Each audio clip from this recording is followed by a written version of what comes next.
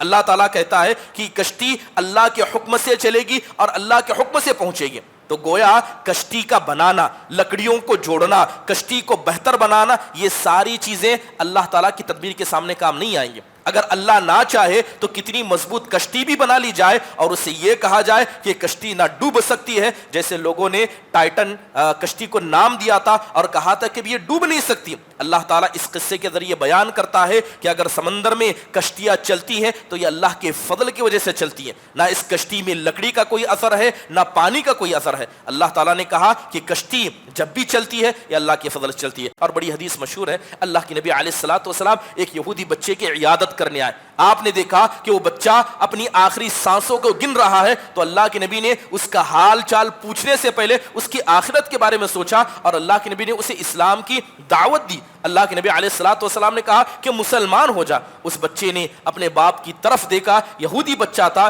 تو اس کے باپ کہتا ہے اتی ابو القاسم صلی اللہ علیہ وسلم کی بات کو تم مان لو. وہ بچہ مسلمان ہو جاتا ہے اور چندی لمحات کے بعد اللہ تعالیٰ کو پیارا ہو جاتا ہے. کوئی آدمی کہے اے اللہ تعالیٰ تم میرے بیٹوں کو مجھ سے جدا کر دے، جبکہ بیٹے جتنے بھی نافرمان کیوں نہ ہو وہ اس کی اولاد ہے. اولاد کے لیے بد دعا کرنا یا بیٹوں کی نافرمانی پر ان کے لیے رشتے کو کاٹنے کی بد دعا کرنا یا اللہ سے دعا کرنا اے اللہ میری اس فاسد اولاد کو مجھ سے دور کر دے، یہ ساری دعائیں اللہ اس کے رسول کی نافرمانیاں.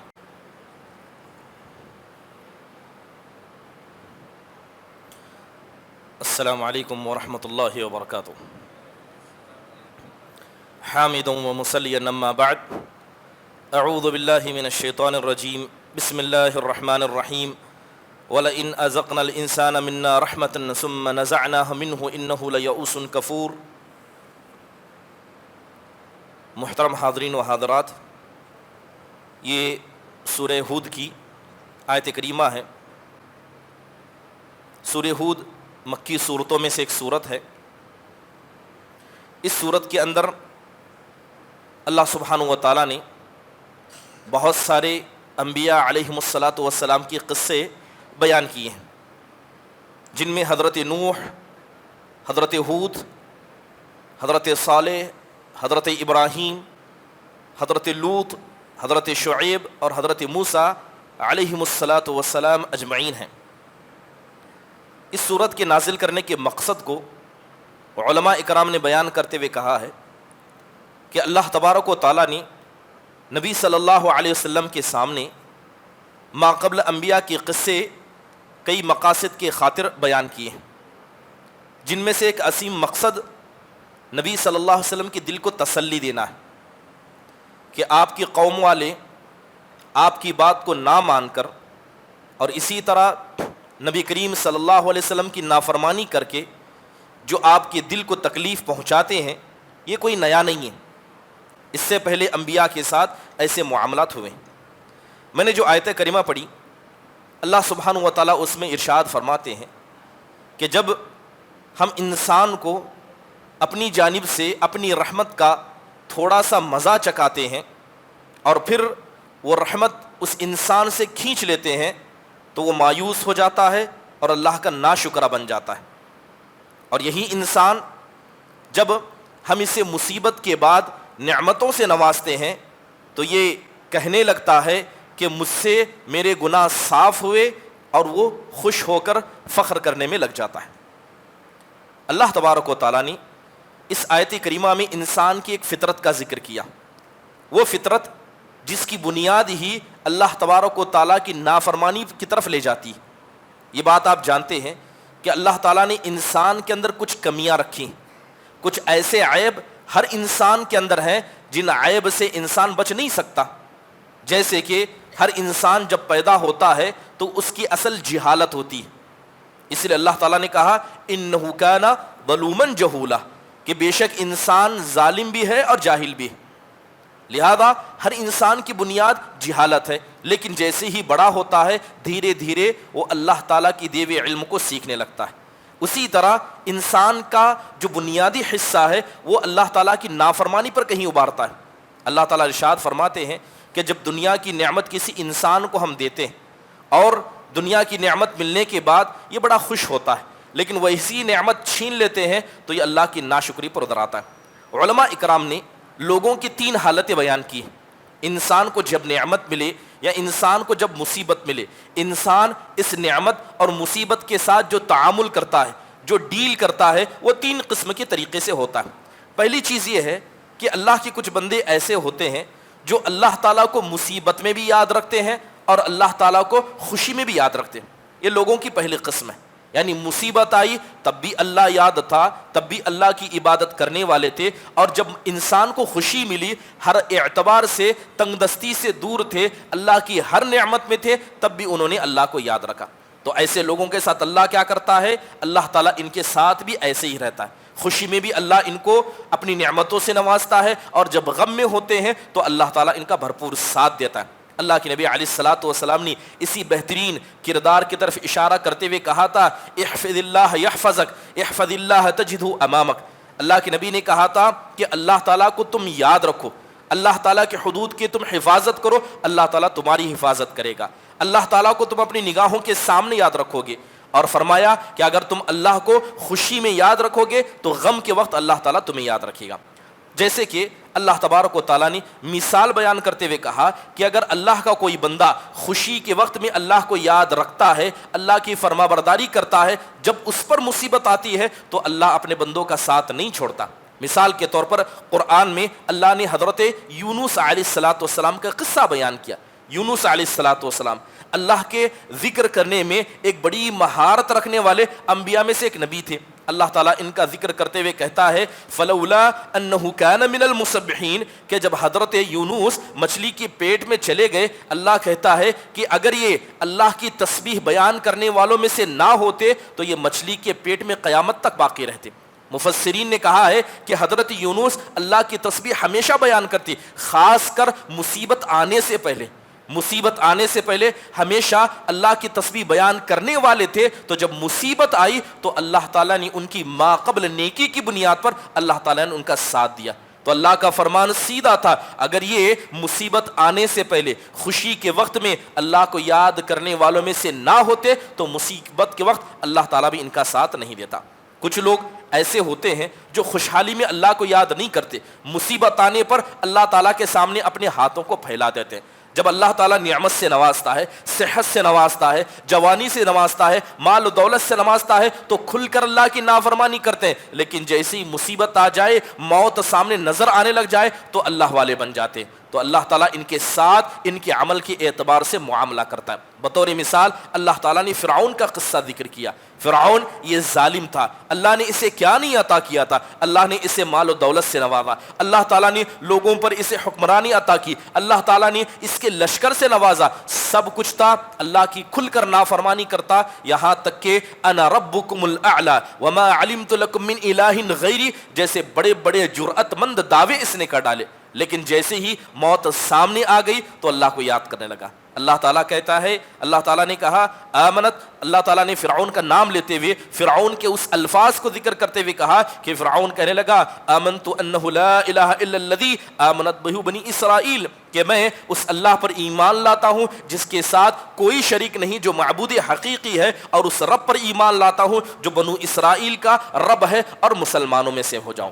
تو اللہ تعالیٰ نے کہا الآن اے فرعون، اب تمہیں ایمان کی توفیق ہوئی۔ جب اللہ نے سب کچھ عطا کیا تم اللہ کے نافرمان تھے، تو اللہ تعالیٰ نے آخری وقت میں بھی اسے ایمان کی توفیق نہیں دی۔ کچھ لوگ ایسے بدبخت ہوتے ہیں تو ہر حال میں اللہ کو بھلا دیتے، نہ خوشی میں انہیں اللہ یاد آتا ہے، نہ مصیبت میں انہیں اللہ یاد آتا ہے۔ ایسے لوگوں کے ساتھ نہ اللہ دنیا میں ان کی مدد کرتا ہے، اور آخرت میں بھی اللہ تعالیٰ ایسے لوگوں کو بے سہارا چھوڑ دیتا ہے۔ محترم حاضرین، جہاں تک بات اللہ کو یاد کرنے کی ہے، اللہ کو یاد کرنے کا مطلب یہ ہے کہ جو بھی عبادت اللہ کی ہے اسے ہر اعتبار سے ادا کیا جائے۔ چند دن قبل آپ کو یہ بات بتا دی گئی تھی کہ توفیق اللہ کی طرف سے ملتی ہے، اور توفیق حاصل کرنے کا سب سے بہترین ذریعہ یہ ہے کہ انسان ہر وقت نیک عمل کی جستجو اپنے اندر رکھے۔ اللہ نے طاقت دی ہے کسی سنت کو عمل کرنے کی، کسی عمل کو کر گزرنے کی، فوراً کیجئے۔ اگر فرصت ملنے کے بعد کوئی انسان نیکی میں پیچھے ہٹ جاتا ہے تو اللہ تعالیٰ سب سے پہلے بطور عذاب ایسے لوگوں سے توفیق کو چھین لیتا ہے۔ لیکن جو لوگ عمل کرتے ہیں عمل کی بنیاد پر اللہ ہزاروں مصیبتوں سے بچا دیتا ہے۔ ایک بڑی مشہور حدیث ہے، اللہ کے نبی کہتے ہیں صنائع المعروف تقی مسار السوء، اللہ کے نبی علیہ الصلوۃ والسلام کہتے ہیں کہ نیکی کے عمل کو انجام دینا یہ انسان کو بری موت سے بچا لیتا ہے، بلکہ ہر آفت اور ہلاکت سے بچا لیتا ہے۔ اب نیکی کیا ہے؟ جیسے اللہ کی راہ میں صدقہ کرنا، یہ عظیم الشان نیکیوں میں سے، والدین کے ساتھ حسن سلوک کرنا، صلہ رحمی کرنا، اور اسی طرح لوگوں کے ساتھ احسان کرنا۔ یہ علماء اکرام نے کچھ ایسی نیکیاں بتائی ہیں جن نیکیوں کا سب سے بڑا فائدہ انسان کی موت کے وقت اسے ملتا ہے، اور اللہ تعالیٰ بری موت سے ایسے لوگوں کو بچا دیتا ہے۔ ایک حدیث کے اندر ایسے ہی نیک اعمال کا ذکر کرتے فرمایا من سرہ ان یستجیب اللہ لہ عند الشدائد والکرب فلیکثر الدعاء فی الرخاء، اللہ کے نبی کہتے ہیں جس انسان کو اس بات سے خوشی ہوگی کہ مصیبت کے وقت اللہ اس کی دعاؤں کو سنے، تو جب اللہ نیکی کی حالت میں، جب اللہ اسے نعمتوں میں رکھتا ہے تو اس وقت اللہ تعالیٰ سے بکثرت دعا کیا کرے۔ محترم حاضرین، یہ بات ہمیں سمجھنی ہوگی کہ یقیناً انسان جو نیکیاں کرتا ہے، خاص کر وہ نیکیاں جن کا تعلق خدمت خلق سے ہے، یہ نیکیاں مصیبت میں انسان کو بہت زیادہ سہارا دیتی ہیں، بہت زیادہ سہارا دیتی ہے۔ انسان پر مصیبت آئی تو سب سے پہلے مصیبت کو دور کرنے میں خدمت خلق کا جذبہ یا خدمت خلق میں کی گئی نعمتیں انسان کو فائدہ پہنچاتی ہیں۔ جیسے کہ مثال کے طور پر آپ دیکھیں کہ جب اللہ کے نبی علیہ الصلوۃ والسلام پر پہلی وحی نازل کی گئی، اللہ کے نبی علیہ الصلوۃ والسلام گھبرائے ہوئے آئے اور حضرت خدیجہ بنت خویلد رضی اللہ عنہا کے پاس آ کر ڈر کا اظہار کیا کہ مجھے موت کا خدشہ اور موت کا خطرہ لاحق ہوتا ہے۔ تو ایسے وقت میں حضرت خدیجہ رضی اللہ عنہا نے اللہ کے نبی علیہ الصلوۃ والسلام کی ایسی مصیبت میں کن اعمال کا ذکر کیا؟ سارے کے سارے خدمت خلق کے اعمال کا ذکر کیا۔ کہا اللہ کے نبی سے کہتے ہیں کہ کلا واللہ لا یخزیک اللہ ابدا، اے اللہ کے نبی خدا کی قسم اللہ تعالیٰ آپ کو رسوا نہیں کرے گا، اس لیے کہ آپ تو صلہ رحمی کرتے ہیں، آپ سچ بات بولتے ہیں، آپ لوگوں کا بوجھ اٹھاتے ہیں، جو لوگ کمانے کے لائق نہیں ہیں آپ ان کا سہارا بنتے ہیں، آپ مہمان نواز ہیں، مصیبت زدہ لوگوں کی مصیبت کو پورا کرتے ہیں۔ اتنے سارے اعمال کرنے والے دنیا کے اندر کسی مصیبت کی وجہ سے ہلاک و برباد نہیں ہو سکتے۔ یقیناً یہی اللہ تعالیٰ کی سنت ہے، یہی اللہ تعالیٰ کی سنت ہے۔ محترم حاضرین، اس آیت کو پڑھنے سے کچھ باتیں ہمیں سمجھ میں آتی ہیں۔ سب سے پہلی بات یہ سمجھ میں آتی ہے کہ اللہ تعالیٰ نے کہا کہ جب ہم اپنی نعمت میں سے کسی ایک نعمت کا ہلکا سا مزہ چکھاتے ہیں، یعنی دنیا کی جتنی بھی بڑی نعمت ہو وہ اللہ کی نعمتوں میں سب سے ہلکی نعمت ہے۔ اگر اللہ تعالیٰ ساری دنیا کی دولت کسی انسان کو دے دے، یہ دولت اللہ کی دولت والی نعمتوں میں سے بالکل ادنا نعمت ہے، اس لیے کہ دنیا کا مقام یا دنیا کا مرتبہ آخرت کی نعمتوں کے مقابلے میں کچھ نہیں ہے۔ تو گویا دنیا کی ساری نعمتیں آخرت کی نعمت کے مقابلے میں ہلکی ہیں، دنیا کی ہر مصیبت آخرت کی مصیبت کے مقابلے میں ہلکی ہے۔ لہذا انسان کو یہ بات یاد رکھنی چاہیے کہ دنیا کے اندر کتنی بھی بڑی مصیبت آئے، یہ مصیبت آخرت کی مصیبت سے ہلکی ہوتی ہے۔ اس لیے اللہ کے نبی علیہ الصلوۃ والسلام لوگوں کو جب تسلی دیا کرتے تو اس بات کی تسلی دیتے کہ دنیا کی مصیبتوں پر نہ گھبراؤ، کیونکہ انسان کو جب اللہ یاد رہتا ہے، اور اسی طرح جب انسان کو آخرت کے مراحل اور میدان محشر کے مناظر یاد رکھتے ہیں تو ساری مصیبتیں دنیا کی ہلکی ہو جاتی ہیں۔ محترم حاضرین، یہاں پر ایک بات ہمیں یہ بھی سمجھنی ہوگی کہ اللہ تبارک و تعالیٰ جب بھی کسی انسان کو نعمت دیتا ہے تو یہ نعمت اللہ کی طرف سے، کوئی یہ نہ سمجھے کہ اس نعمت کا میں حقدار ہوں۔ اسی طرح جب بھی کوئی مصیبت اللہ کی طرف سے آتی ہے تو انسان کو یہ سمجھنا چاہیے کہ یہ مصیبت میرے گناہوں کی وجہ سے، یہ مصیبت میرے گناہوں کی وجہ سے۔ حالانکہ یہ بات صحیح ہے کہ اللہ نے خیر کو پیدا کیا ہے تو اللہ نے ہی شر کو پیدا کیا، اللہ نے نعمتوں کو پیدا کیا ہے تو اللہ ہی نے مصیبتوں کو پیدا کیا، مگر نعمتیں جو انسان کو ملتی ہیں یہ اللہ کے احسان کی وجہ سے اور اسی طرح بطور آزمائش ملتی ہیں۔ لیکن جب کسی انسان پر مصیبت آتی ہے تو یہ مصیبت اس کے گناہوں کا نتیجہ ہوتا ہے یا اللہ تعالیٰ اس کے گناہوں کا انتقام اس سے لیتا ہے۔ لہذا یہ بات ہمیں سمجھنی ہوگی۔ اس کے بعد اللہ تبارک و تعالیٰ نے ایک بزرگ نبی کا ذکر کیا۔ اللہ تعالیٰ نے حضرت نوح علیہ الصلوۃ والسلام کا ذکر کرتے ہوئے فرمایا کہ وَأَوْحَىٰ إِلَىٰ نُوحٍ أَنَّهُ لَن يُؤْمِنَ مِن قَوْمِكَ إِلَّا مَن قَدْ آمَنَ۔ اللہ تعالیٰ نے کہا اے نوح علیہ الصلوۃ والسلام، آپ کی قوم میں سے اب کوئی اور ایمان لانے والا نہیں ہے، جو ایمان لا چکے ہیں وہ ایمان لے آ گئے، بقیہ لوگ ایمان لانے والے نہیں ہیں، تو اللہ تعالیٰ نے کہا کہ اب آپ مایوس نہ ہو، بلکہ جو لوگ جیسا عمل کریں گے اللہ تعالیٰ ان کا محاسبہ کرے گا۔ اللہ نے آپ کو کشتی بنانے کا حکم دیا، حضرت نوح کشتی بنانے لگ گئے۔ جب حضرت نوح کشتی بنا رہے تھے تو قوم نوح جب حضرت نوح کے پاس سے گزرتی تو ان کا ہنسی مذاق کرتے۔ حضرت نوح جواب دیتے ہوئے کہتے کہ آج تم میرا مذاق اڑا رہے ہو، جب اللہ کا عذاب آئے گا اور اس عذاب میں تم گر جاؤ گے تو اس وقت ہم مومنین تمہارا مذاق اڑائیں گے۔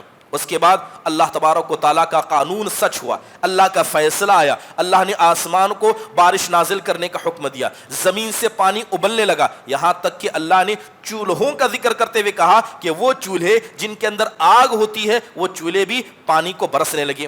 اللہ تعالیٰ نے حکم دیا کہ نوح آپ کشتی پر سوار ہو جائیں، اور اسی طرح جو حیوانات جو جمادات ہیں ان میں سے ہر جمادات میں سے ایک ایک جوڑے کو آپ لے کر سوار ہو جائیں۔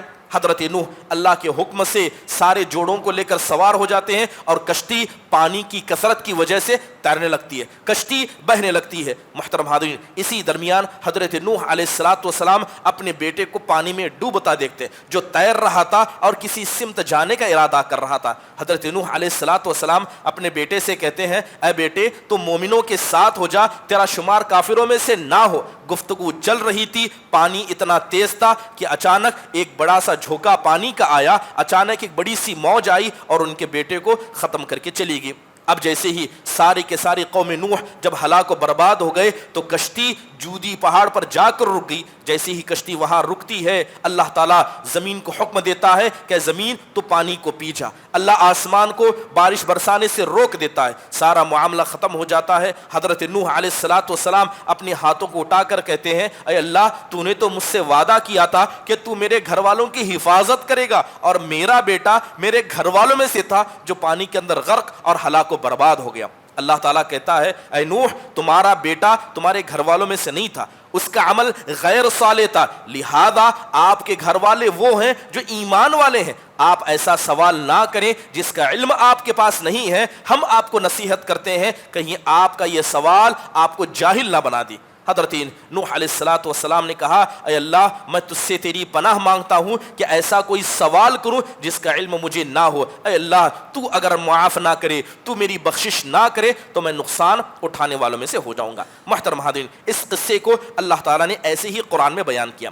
اس قصے سے کچھ بنیادی نصیحتیں ہمیں ملتی ہیں، بہت ساری نصیحتیں اس قصے سے ملتی ہے۔ پہلی چیز اللہ تبارک و تعالیٰ نے کہا، وَقَالُوا ارْكُبُوا فِيهَا بِسْمِ اللَّهِ مَجْرَيْهَا وَمُرْسَاهَا۔ جیسے ہی اللہ تعالیٰ نے حضرت نوح علیہ السلام کو حکم دیا کہ آپ کشتی پر سوار ہوں تو اللہ نے کہا کہ آپ بسم اللہ بول کر سوار ہوں، کیونکہ اللہ ہی کے فضل سے یہ کشتی تیرے گی، اللہ ہی کے فضل سے یہ کشتی جہاں جانا چاہے گی وہاں چلی جائے گی۔ تو یہ آیت بتاتی ہے کہ جب بھی انسان کوئی بھی کام کرنا چاہے، جس کام میں وہ اللہ کی فرما برداری کرنا چاہتا ہے، اس کام میں ہمیشہ بسم اللہ کہا کرے، اللہ کا نام لیا کرے، کیونکہ بسم اللہ یہ برکت کا باعث ہے۔ تو ہر نیک کام جسے آپ کرنا چاہیں، آپ کو گھر میں داخل ہونا ہے، گھر سے باہر نکلنا ہے، آپ کو اٹھنا ہے، آپ کو بیٹھنا ہے، آپ کو کھانا ہے، آپ کو سونا ہے، بہرحال جو بھی عمل جس کا کرنے کا حکم اللہ نے دیا ہے اور اسے آپ ثواب کی امید سے کرتے ہیں، یہاں تک کہ کسی کو صدقہ دینا ہو، جیب سے پیسہ نکالنا ہو، یا اپنے جسم کی اپنی عزت کی حفاظت کرنا ہو، ہر وقت بسم اللہ کہا جائے، یہ آیت ہمیں بتاتی ہے۔ دوسری اہم بات یہ آیت ہمیں بتاتی ہے کہ انسان ہمیشہ اپنا تعلق اللہ سے مضبوط رکھے۔ اللہ تعالیٰ کہتا ہے کہ کشتی اللہ کے حکم سے چلے گی اور اللہ کے حکم سے پہنچے گی۔ تو گویا کشتی کا بنانا، لکڑیوں کو جوڑنا، کشتی کو بہتر بنانا، یہ ساری چیزیں اللہ تعالیٰ کی تدبیر کے سامنے کام نہیں آئیں گے۔ اگر اللہ نہ چاہے تو کتنی مضبوط کشتی بھی بنا لی جائے اور اسے یہ کہا جائے کہ کشتی نہ ڈوب سکتی ہے، جیسے لوگوں نے ٹائٹن کشتی کو نام دیا تھا اور کہا تھا کہ یہ ڈوب نہیں سکتی۔ اللہ تعالیٰ اس قصے کے ذریعے بیان کرتا ہے کہ اگر سمندر میں کشتیاں چلتی ہیں تو یہ اللہ کے فضل کی وجہ سے چلتی ہیں، نہ اس کشتی میں لکڑی کا کوئی اثر ہے نہ پانی کا کوئی اثر ہے۔ اللہ تعالیٰ نے کہا کہ کشتی جب بھی چلتی ہے یہ اللہ کے فضل سے چلتی ہے۔ تو اللہ تعالیٰ نے مومنوں کو سکھایا کہ کشتی پانی میں چل رہی ہے، آپ اپنا تعلق اللہ سے رکھیے، کشتی پر بھروسہ نہ کیجیے، نہ پانی کے کشتی کو نہ ڈبانے پر بھروسہ کیجیے۔ تو اللہ تعالیٰ نے کہا کہ اللہ کے حکم سے یہ کشتی چلتی ہے۔ محترم حاضرین، اس کے علاوہ اس قصے سے ایک پیاری نصیحت ہمیں جو ملتی ہے کہ جیسے ہی حضرت نوح نے اپنے بیٹے کو پانی میں ڈوبتے دیکھا تو حضرت نوح کے الفاظ پر غور کریں۔ حضرت نوح کہتے ہیں کہ یا بنی یرکب معنا ولا تکن مع الکافرین، اے بیٹے تو اس کشتی میں سوار ہو جا، تو کافروں میں سے نہ ہوا۔ اب حضرت نوح علیہ السلام اپنے بیٹے کو ایمان کی دعوت دے رہے ہیں، اس کی جان کو بچانے کی فکر نہیں کر رہے۔ اگر حضرت نوح نے یہ نہیں کہا کہ بیٹے تو کشتی پر سوار ہو جا، ڈوبنے والوں میں سے نہ ہونا، حضرت نوح نے کہا اے بچے تو کشتی پر سوار ہو، کیونکہ کشتی پر سوار ہونے والے سارے مومن ہیں، اور جو پانی میں ڈوب رہے ہیں وہ سارے کافر ہیں۔ تو حضرت نوح اپنے بیٹے کی ایمان کی فکر اس کے موت کے وقت کر رہے ہیں، اس کی زندگی کی فکر اس کے موت کے وقت نہیں کر رہے ہیں۔ تو گیا حضرت نوح کہہ رہے ہیں اے بیٹے کشتی میں نہیں بلکہ ایمان والی کشتی میں سوار ہو جا، اور پانی میں تیر کر تو کافروں میں سے نہ ہو جا۔ تو اس سے یہ بات سمجھ میں آتی ہے کہ دین کی حفاظت یہ زیادہ ضروری ہے کسی انسان کے اپنی جان کی حفاظت سے۔ انسان اگر ایمان والا ہے اور مر جائے تو ایمان اسے فائدہ دے گا، لیکن انسان زندہ ہے، اللہ اس کے رسول کا نافرمان ہے، تو یہ زندگی، اس کا خاندان، اس کا نسب اسے کوئی فائدہ نہیں دے سکتا۔ یقیناً یہی فکر ہر انسان کی ہونی چاہیے کہ وہ اپنے اولاد کو ان کے دین کا اور اسی طرح ان کی دینداری کا خیال کرے، ان کے لباس کا۔ جیسے اللہ معاف فرمائے، اکثر ماں باپ کو دیکھا جاتا ہے کہ وہ اپنے بچوں کے ظاہری لباس کا خیال کرتے ہیں، انہیں لوگوں کے سامنے اٹھنے بیٹھنے کی آداب سکھاتے ہیں، دنیا کا ہر مسئلہ سکھاتے ہیں، انگریزی تعلیم دیتے ہیں، لیکن کیا ماں باپ اپنے اولاد کو دین کی بھی فکر کرتے ہیں؟ حضرت نوح کا بیٹا پانی میں ڈوب رہا ہے، حضرت نوح اس کی زندگی سے زیادہ اس کے ایمان کی فکر کر رہے ہیں۔ یہی وجہ تھی، آپ اللہ کے نبی علیہ السلام کے معاملات کو دیکھیے۔ اللہ کے نبی جب بھی کسی ایسے انسان کے پاس جاتے جو موت کی حالت میں ہوتا تو اللہ کے نبی اس کی زندگی سے زیادہ اس کے ایمان کی فکر کرتے۔ آپ اپنے چچا ابو طالب کے پاس آئے، ابو طالب کو دیکھا کہ آخری لمحات ہیں، تو کیا اللہ کے نبی نے کہا؟ اللہ کے نبی نے کہا یا عم قل لا الہ الا اللہ، اے میرے چچا جان آپ لا الہ الا اللہ بول دیجئے، اس کلمے کو لے کر میں اللہ تعالیٰ کے سامنے چلا جاؤں گا۔ یہ نہیں فکر کی کہ آپ کی طبیعت کیسی ہے، کیسے تکلیف کم ہے، آپ نے کھانا کھایا کہ نہیں، یہ سارے معاملات ہیچ ہیں، کیونکہ دنیا کی زندگی ہیچ ہے۔ تو سب سے پہلے ایمان کی فکر کی۔ اور بڑی حدیث مشہور ہے، اللہ کے نبی علیہ السلام ایک یہودی بچے کی عیادت کرنے آئے، آپ نے دیکھا کہ وہ بچہ اپنی آخری سانسوں کو گن رہا ہے، تو اللہ کے نبی نے اس کا حال چال پوچھنے سے پہلے اس کی آخرت کے بارے میں سوچا، اور اللہ کے نبی نے اسے اسلام کی دعوت دی۔ اللہ کے نبی علیہ السلام نے کہا کہ مسلمان ہو جا۔ اس بچے نے اپنے باپ کی طرف دیکھا، یہودی بچہ تھا، تو اس کے باپ کہتا ہے اتی ابو القاسم صلی اللہ علیہ وسلم کی بات کو تم مان لو۔ وہ بچہ مسلمان ہو جاتا ہے، اور چندی لمحات کے بعد اللہ تعالیٰ کو پیارا ہو جاتا ہے۔ یہی فکر ہر انسان کو ہونی چاہیے۔ انبیاء علیہ السلام نے اپنے بیٹوں کے مال و جائیداد کی فکر نہیں کی کہ میرے جانے کے بعد میرے بیٹے کیا کھائیں گے، میرے بیٹے کیسی زندگی گزاریں گے، میری بیٹیوں کا کیا ہوگا۔ انبیاء نے ہمیشہ اپنی اولاد کے ایمان کی فکر کی۔ یہی وجہ ہے، آپ دیکھیں کہ حضرت یعقوب علیہ السلام جب موت کے بستر پر تھے تو حضرت یعقوب نے اپنے بیٹوں سے کیا کہا؟ حضرت یعقوب کہہ رہے تھے کہ ما تعبدون من بعدی، یہ بتاؤ کہ میرے مرنے کے بعد تم کس کی عبادت کرو گے؟ اور بیٹے بھی ویسے ایمان والے انبیاء، بیٹوں نے کہا کہ نعبد الہک و الہ آبائک ابراہیم و اسماعیل و اسحاق الہ واحدہ، اے ابا جان آپ کے بعد ہم آپ کے رب کی، ابراہیم، اسماعیل اور اسحاق کے اکیلے رب کی ہی عبادت کریں گے۔ محترم حاضرین، ضروری ہے کہ ہر ماں باپ اس کی طرف توجہ دیں، دنیا سے زیادہ اپنی اولاد کے دین کی فکر کریں، اور فکر ہو تو کیسے؟ حضرت نوح علیہ السلام کی فکر کے جیسے۔ محترم حاضرین، اس کے بعد اللہ تعالیٰ کہتا ہے وَاسْتَوَتْ عَلَى الْجُودِيِّ، جب اللہ تعالیٰ کا فیصلہ پورا ہو گیا، ساری قوم پانی میں ڈوب کر ختم ہو گئی، تو یہ کشتی جودی پہاڑ پر جا کر ٹکرا گئی اور جودی پہاڑ کے پاس رک گئی۔ تو لہذا یہاں یہ بات سمجھنی ہے کہ اللہ تعالیٰ نے اس پہاڑ کا ذکر کیا۔ اب وہ پہاڑ کا ہم نہیں جانتے، حالانکہ پتھر اس کی کوئی حیثیت نہیں، لیکن بسا اوقات نیک لوگوں کی صحبت، صرف حضرت نوح کا اس پہاڑ پر اترنا اس پہاڑ کے نام کو آج تک زندہ رکھتا ہے۔ وہ پہاڑ کا نام اللہ نے قرآن میں کیوں ذکر کیا؟ کیونکہ وہاں مومنین اترے تھے۔ تو یہ بات بتاتی ہے کہ نیک لوگوں کا اثر زمین پر پڑتا ہے۔ اگر نیک لوگ جس زمین میں رہتے ہیں تو اللہ تعالیٰ نیک لوگوں کے ساتھ زمین کے نام کو بھی یاد رکھتا ہے۔ اسی لیے سلف صالحین کہتے ہیں کہ 3 ایسی جگہ ہیں، 3 ایسے پہاڑ ہیں جہاں پر 3 نیک لوگ گزرے، 3 نیک لوگ وہاں اترے، تو اللہ تعالیٰ نے ان پہاڑ کے ناموں کو قیامت تک زندہ رکھ دیا۔ سب سے پہلے جودی پہاڑ، حضرت نوح یہاں اترے تھے۔ اس کے علاوہ तूरे सैना, यहाँ हजरत मूसा उतरे थे, और पहाड़े हिरा का पहाड़ जहाँ अल्लाह के नबी अलैहिस्सलातु वस्सलाम रहा करते थे। तो पता चला कि नेक लोगों की वजह से इंसान तो इंसान, जानवर भी फायदा उठाते हैं। और इसी तरह अगर इंसान बुरा हो, इंसान की नीयत बुरी हो, तो उसका असर दरो दीवार पे पड़ जाता। आपने मस्जिद ज़िरार के बारे में सुना होगा, मुनाफिकीन ने मस्जिद बनाई। मस्जिद हालांकि दरो दीवार का नाम था, लेकिन जब अल्लाह के नबी को पता चला कि ये मस्जिद अल्लाह उसके रसूल के साथ कुफ्र करते हुए, मुसलमानों के साथ चालबाजी करते हुए बनाई गई है, तो अल्लाह के नबी ने मुनाफिकों को वहां से हटाया नहीं, बल्कि मस्जिद को आपने गिरा दिया। तो इसका मतलब यह हुआ कि बुराई का असर दरो दीवार भी होता है। अगर कोई आदमी किसी मस्जिद को भी अल्लाह ताला की कुफ्र के लिए, या यूं कहिए मुसलमानों में इख्तलाफ डालने के लिए, या जमात में इख्तलाफ डालने के लिए किसी मस्जिद को भी आबाद करता है, तो ऐसी जगह भी फितना बन जाती है, और ऐसी जगह भी अल्लाह उसके रसूल की नाफरमानी की जगह बन जाती है। तो इसलिए नीयतों का दारोमदार बड़ा ही अहम होता है। मुहतरम हाज़रीन, इसके बाद अल्लाह तबारक व तआला ने हज़रत नूह अलैहिस्सलातु वस्सलाम की इसी किस्से को बयान करते हुए कहा, वमा आमन मअहु इल्ला कलील, कि जो हजरत नूह पर ईमान लाए थे वो बड़े थोड़े लोग थे, वो लोग ज्यादा नहीं थे। तो ये बात पता चलती है कि नेक लोग दुनिया में हमेशा थोड़े रहे।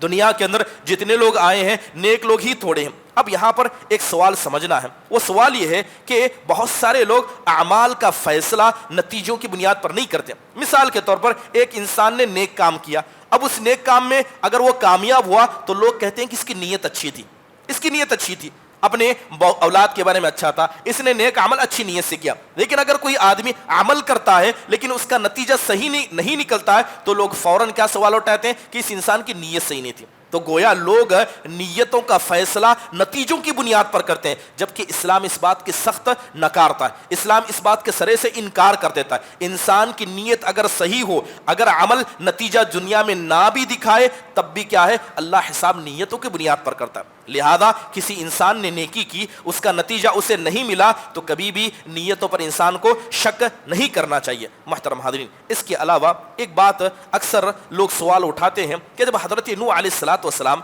कश्ती में सवार हो रहे थे, तो हज़रत नूह ने जानवरों का जोड़ा जोड़ा क्यों लिया, जानवरों का जोड़ा जोड़ा क्यों रखा? अगर मान लीजिए कि जब हज़रत नूह दुनिया में आए थे तो बहुत कम जानवर थे, अगर अल्लाह ताला के फैसले से सारे जानवर हलाक भी हो जाते, क्या अल्लाह इस बात की कुदरत नहीं रखता था कि जब हज़रत नूह बचकर ज़मीन में आए तो अल्लाह सारे जानवरों को दोबारा जिंदा कर दे? अल्लाह इस बात की ताकत रखता था। फिर अल्लाह ने क्यों जानवरों को कश्ती पर ले जाने का हुक्म दिया? मुहतरम हाज़रीन, ये बात सबसे पहले जान लें कि कुरान के अंदर अल्लाह ने जो किस्से बयान किए हैं, ये इबरत हासिल करने के लिए बयान किए। और ये किस्से क्या है, इनकी हकीकत क्या, हमें नहीं पता। जो चीज़ मोमिनों के लिए फ़ायदा मंद है, अल्लाह ने वो चीज़ बता दी। जहाँ जो चीज़ मोमिनों के लिए फ़ायदा मंद नहीं है, अल्लाह ताला ने वो चीज़ें नहीं बताई। हज़रत नूह अलैहिस्सलातु वस्सलाम की कश्ती कौन सी लकड़ी की बनाई गई थी, कितनी लंबी थी, कितनी चौड़ी थी, कितने किस्म के जानवरों को हज़रत नूह ने रखा था? जब हज़रत नूह कश्ती से उतरे थे तो मिट्टी कच्ची थी या गीली थी? ये सवालात ऐसे हैं जिनका कोई मतलब नहीं। अगर कोई आदमी इन सवालात को जान भी ले मगर इस किस्से से इबरत ना हासिल करे, तो इस किस्से को बयान करने का, इसके समझने का कोई मतलब नहीं। बताने का मकसद ये है कि इंसान बहुत सारे सवालात अपनी अक्ल की बुनियाद पर उठाता है, मगर बहुत सारे सवालात जो किस्सों के अंदर मौजूद हैं, उनकी हकीकत हमें दुनिया में नहीं बयान की गई। मगर बाज़ उलमा ने मेहनत करके कुछ असबाब को जिक्र किया है, जिन असबाब की बुनियाद पर हज़रत नूह अलैहिस्सलातु वस्सलाम ने परिंदों को या जानवरों को इकट्ठा किया था। सबसे पहली चीज़ ये है कि अल्लाह तबारक व तआला हम इंसानों की ज़िंदगी बग़ैर जानवरों के भी हमें ज़िंदा रख सकता है, मगर अल्लाह ताला ने हमारी ज़िंदगी को जानवरों की ज़िंदगी के साथ जोड़ दिया। तो गोया हमारी ज़िंदगी को बेहतर करने में ये जानवर एक सबब है। और याद रखिए, अल्लाह ताला ने हमारी जिंदगी को इन्हीं असबाब के साथ जोड़ रखा है। तो लिहाजा इंसान की जिंदगी को बचाने के लिए अल्लाह ने सबब इख्तियार करने का हुक्म दिया। अल्लाह चाहे तो सब कुछ कर सकता है, लेकिन अल्लाह चाहता है कि बंदा खुद भी मेहनत करे। वो बड़ा किस्सा मशहूर है कि हज़रत मरियम अलैहिस्सलातु वस्सलाम जब उनकी विलादत हो गई, उन्होंने हज़रत ईसा अलैहिस्सलातु वस्सलाम की विलादत हो गई, तो जिस दरख्त के नीचे बैठी थी, खजूर का दरख्त था, अल्लाह ने बगैर बाप के उनको पैदा किया। मगर जब खजूर खाने की बात आई तो अल्लाह ताला ने हज़रत मरियम से कहा, ऐ मरियम, जो खजूर का दरख्त है इसको जोर से पकड़कर हिलाओ, उस दरख्त से क्या है, तुम्हारे पास खजूर गिरेंगे, उस खजूर को लेकर खाओ। اللہ تعالیٰ نے حضرت عیسیٰ کو بغیر باپ کے پیدا کیا. کیا اللہ تعالیٰ بغیر کسی محنت کے کھجور حضرت مریم تک نہیں پہنچا سکتا تھا؟ اللہ پہنچا سکتا تھا، مگر اللہ نے یہ سبق سکھایا کہ تمہیں بھی محنت کرنی پڑے گی، تمہیں بھی اسباب اختیار کرنے پڑیں گے. لہذا اسی مقصد کے خاطر اللہ نے حضرت نوح کو حکم دیا تھا کہ آپ اپنے ساتھ کیا ہے جانوروں کو لے جائیں. محترم حاضرین، اور جانوروں کو لینے کی ایک وجہ علماء نے یہ بھی بیان کی ہے کیونکہ حضرت نوح علیہ السلام کی قوم پر جب عذاب آیا تھا تو صرف اس وقت انسان حضرت نوح کی قومی تھی، اس کے علاوہ کہیں اور انسان تھے ہی نہیں. جیسے مفسرین نے بیان کیا جو حضرت نوح کی قوم تھی وہی سارے انسان تھے، اس کے علاوہ کوئی اور انسان دوسری جگہ نہیں بستے تھے. لہذا جب عذاب آیا اس عذاب نے ساری قوم کو ساری دنیا کو ڈبا دیا تھا، تو لہذا اللہ تبارک و تعالیٰ نے قوم کو حکم دیا کہ وہ اپنے جانوروں کو ساتھ رکھے.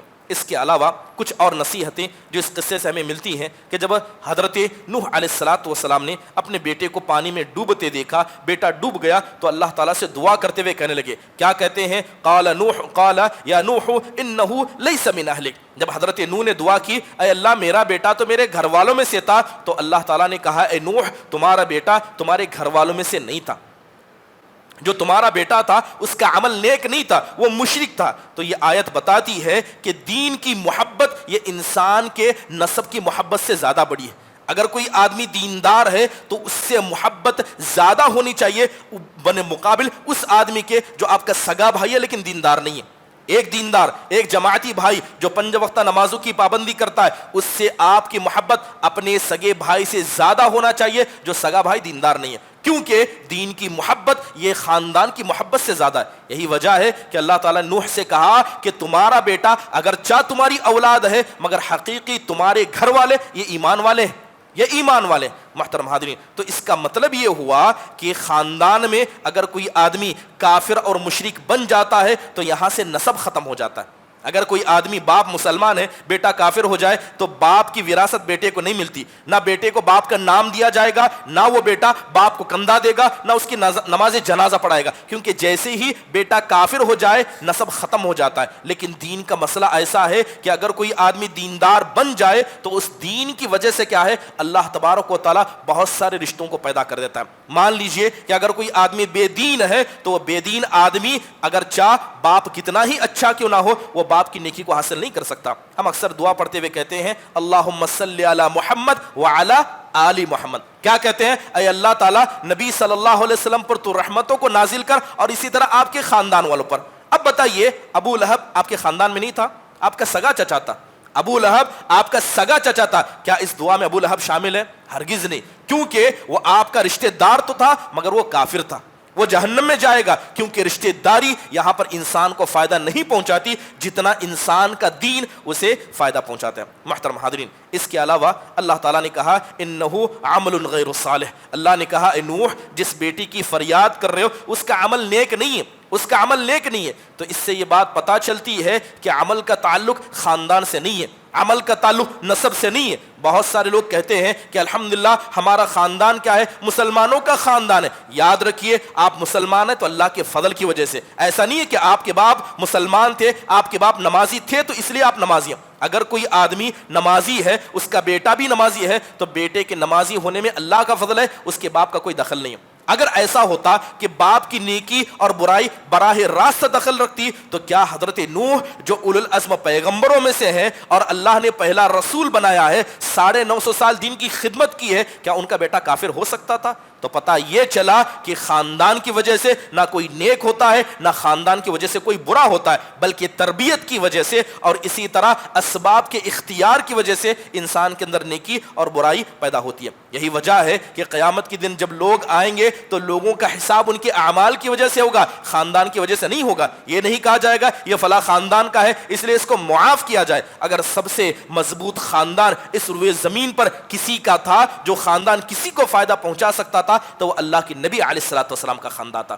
یہاں تک کہ اللہ کے نبی نے اپنی بیٹی سے کیا کہا یا فاطمہ سلینی من مالی ما شئتی. اللہ کے نبی نے دنیا میں کہا اے میری بیٹی فاطمہ تمہیں دنیا میں جو چاہیے مال مانگ لو, اس لیے قیامت کے دن یہ تمہارا باپ نبیوں کا سردار ہوگا, تمہارا باپ تمہارے باپ کے شفاعت کی وجہ سے اللہ تعالیٰ قیامت کے دن فیصلہ کرے گا. اللہ تبارک و تعالیٰ آپ کو پل صراط پر چلائے گا, آپ جنت کے دروازے پر پہلے جائیں گے, آپ کی اجازت سے جنت کو کھولا جائے گا, اور اسی طرح سب سے پہلے جنت میں آپ جسم روح کے ساتھ داخل ہوں گے. لیکن اس کے بعد بھی اللہ کے نبی کہتے ہیں کہ یہ تمہارا باپ تمہیں آخرت میں فائدہ نہیں پہنچا سکتا. تو یہ بات سمجھنی ہے کہ کسی کا خاندان, کسی کا نسب اسے بلند نہیں کر سکتا. اس کے علاوہ اللہ تعالیٰ کہتا ہے فَلَا تَسْأَلْنِي مَا لَيْسَ لَكَ بِعِلْمٍ. اے نوح ایسی چیزوں کا سوال نہ کرے جس کا کیا ہے آپ کو علم نہیں ہے. گویا اگر انسان کسی ایسی چیز کو مانگتا ہے جو غیر شرعی ہے تو یہ مانگنا بھی گناہ ہے. مثال کے طور پر آج معاشرے کے اندر دیکھا جاتا, بنیادی بات سمجھ لے کہ جو چیز حرام ہے,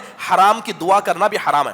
کوئی آدمی کو شراب پینا ہے, اب مسجد میں آ کر اللہ سے دعا کرتا ہے اے اللہ تعالیٰ تو نے فلاں فلاں کو مال دیا ہے, اے اللہ مجھے بھی مال دے تاکہ تھوڑی سی شراب پی لوں. تو اس کی یہ دعا, کیونکہ حرام چیز کی دعا کرنا اسلام اسے جائز نہیں قرار دیتا. ایک لڑکا کسی لڑکی سے محبت کرتا ہے, کوئی لڑکی کسی لڑکے سے محبت کرتی ہے, یہ محبت حرام ہے, وہ اللہ سے صبح شام دعا کرتے ہیں اے اللہ میری شادی فلاں سے کرا دے, اے اللہ میری شادی فلاں سے کرا دے. یہ دعا بھی حرام ہے کیونکہ رشتہ حرام ہے, اور ایسی چیزوں کی دعا کرنا یہ اللہ اس کے رسول کی نافرمانی ہے. تو پتہ یہ چلا کہ کسی انسان کو ایسی دعا اللہ سے نہیں کرنی چاہیے. کوئی آدمی کہے اے اللہ تعالیٰ تو میرے بیٹوں کو مجھ سے جدا کر دے, جبکہ بیٹے جتنے بھی نافرمان کیوں نہ ہو وہ اس کی اولاد ہے. اولاد کے لیے بد دعا کرنا یا بیٹوں کی نافرمانی پر ان کے لیے رشتے کو کاٹنے کی بد دعا کرنا, یا اللہ سے دعا کرنا اے اللہ میری اس فاسد اولاد کو مجھ سے دور کر دے, یہ ساری دعائیں اللہ اس کے رسول کی نافرمانی. محترم حاضرین, اس کے علاوہ ایک بات جو اس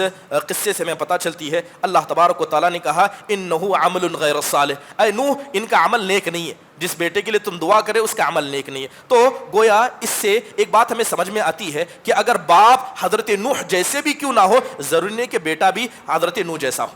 تو گویا تسلی ہے, اگر باپ نمازی ہے بیٹا نمازی نہیں ہے, بیٹا نالائق ہے, تو گھبرانے کی ضرورت نہیں ہے کیونکہ حضرت نوح کا بیٹا بھی کافر تھا. اللہ تسلی دیتا ہے, ایسے ماں باپ کو اللہ تسلی دیتا ہے جو نیک ہے مگر ان کی اولاد نیک نہیں ہے. گھبرانے کی ضرورت نہیں ہے, اللہ نے جس طرح آپ کے لیے خیر کا فیصلہ کیا اللہ نے آپ کے اولاد کے لیے برے کا فیصلہ کیا. تقدیر پر ایمان لانا ضروری ہے, گھبرانا, پریشان ہونا, شکوے شکایت کرنا اس کی ضرورت نہیں ہے, کیونکہ بیٹے اگر نیک ہوں گے تو اس میں اللہ کی توفیق شامل حال ہوگی. صرف باپ کی نیکی بیٹے کو مکمل نیک نہیں بنا سکتی. اگر دنیا کے اندر باپ اور بیٹی کی نیکی کی وجہ سے کسی پر فرق پڑتا تو سب سے پہلے حضرت نوح علیہ السلام کا بیٹا نیک ہوتا. محترم حاضرین, اس کے بعد ایک بات کی طرف اس صورت کے اندر, قصے کے اندر اشارہ ملتا ہے کہ انبیاء بھی کچھ کام اپنے سے کیا کرتے تھے. بہت سارے لوگ کہتے ہیں کہ انبیاء اجتہاد نہیں کرتے, انبیاء دین کے مسئلے میں اپنے سے کوئی کوشش نہیں کرتے, جو اللہ سے ملتا وہی سناتے. ایسی بات نہیں ہے. حضرت نوح علیہ السلام نے اللہ سے دعا کی. کیا دعا کی؟ اے اللہ میرا بیٹا میرے گھر والوں میں سے, جبکہ اللہ نے کیا کہا تھا کہ جو مومن ہے وہ آپ کے گھر والے. لیکن پھر بھی حضرت نوح نے کوشش کی, اپنی طرف سے اجتہاد کیا کہ میرا بیٹا میرے گھر والوں میں سے ہو سکتا ہے اگرچہ کافر کیوں نہ ہو.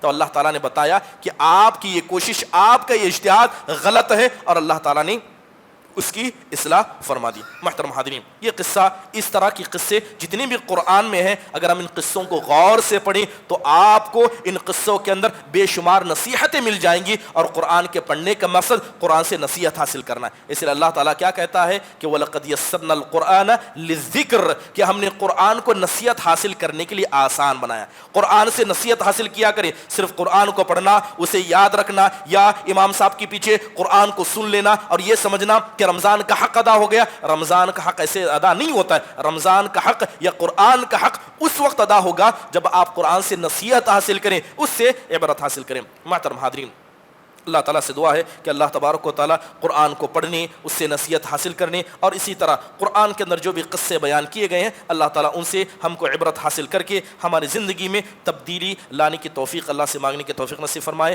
آمین. اقول قولی هذا واستغفر الله لي ولكم ولسائر المسلمين من كل ذنب فاستغفروا انه هو الغفور الرحيم. فجزاكم الله خير. السلام عليكم ورحمة الله وبركاته.